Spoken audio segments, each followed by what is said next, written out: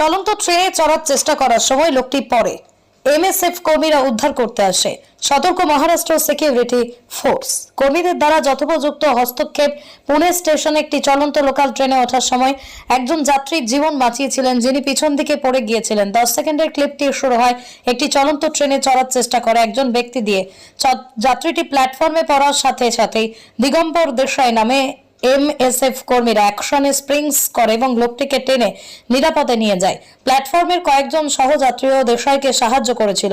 পুনে স্টেশনে হুড়োহুড়ির মধ্যে MSF staff দিগম্বর দেশাইয়ের দ্রুত হস্তক্ষেপ এবং সাহসিকতা একজন যাত্রীকে 11301 উদ্যান এক্সপ্রেস নম্বর বোর্ডের ট্রেনে প্রায় মারাত্মক দুর্ঘটনার হাত থেকে বাঁচিয়েছে।